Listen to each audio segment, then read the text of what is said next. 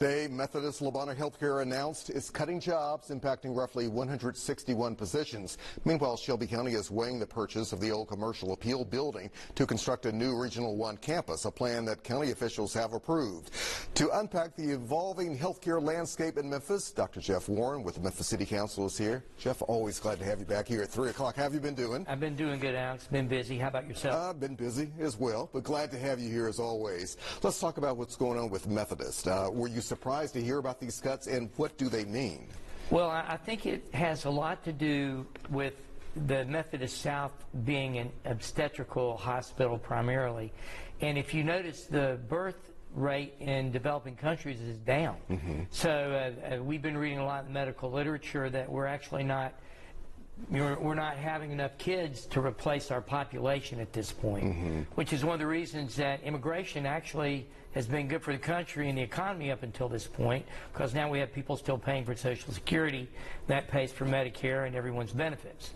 Definitely interesting perspective there, to say the least, Jeff. So taking that, what's going on with Methodist, I know you and I have talked many times here on this 3 o'clock newscast about plans for Methodist, plans for Regional 1.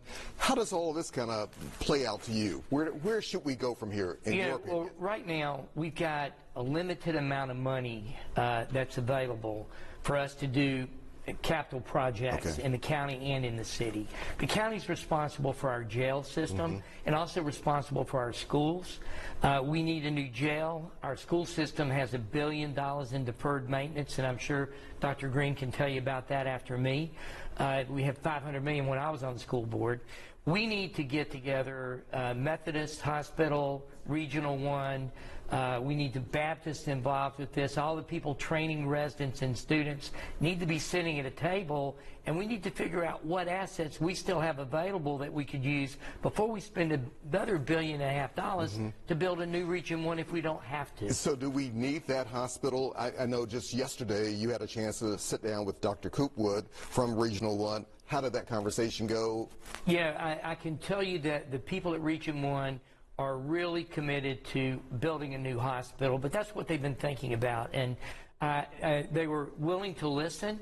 I think they'd be willing to come to a table with the interested groups, but I think it's going to require Mayor Lee Harris to convene the groups to come together and talk.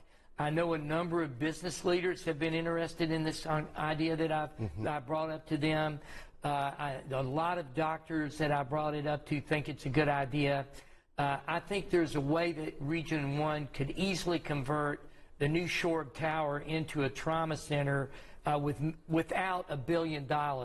And we could take that center and be able to form what I think would be a tertiary care medical center for the university, working with Baptist, working with St. Francis, to where everyone doesn't look at this as competition, but we look at it as a growth for our medical community. But did you get any pushback from Dr. Coopwood? Because a lot of folks want their own facilities. Well, you know, everyone's going to want their own facility. I would have been shocked had Dr. Coopwood not presented a good argument for this vision. And he definitely did, okay? But there's also other arguments that could be made for going in a different direction. That doesn't mean two people can't be right at the same time. Sometimes compromise requires everybody not getting everything they want. So right now you're hoping Lee Harris, the county mayor, can bring everybody together here? I'm looking to Lee Harris for leadership to be able to bring these parties together to talk. Before we spend $1.5 billion on a hospital, when we need $1 billion to move a jail, we have $1 billion that we need to be putting into our school system.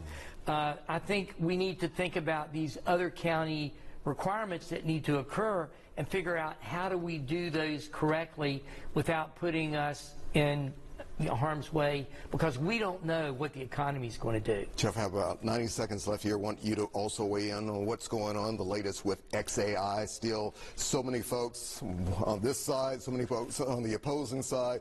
What do you see? What do you need to hear from XAI? Are you hearing? I think what we need to see is, one, we need to know what air quality is going to be and who's going to be monitoring it, so we can make sure if they do bring in another power plant to power the other 80% of their XAI facility, that is not going to compromise air quality for people. I'm worried about water use. I know that I know that they have the capability of being able to almost be a zero water use facility. It requires them to change how they're building out their cooling systems for this, because it requires a lot of coolant to make this happen.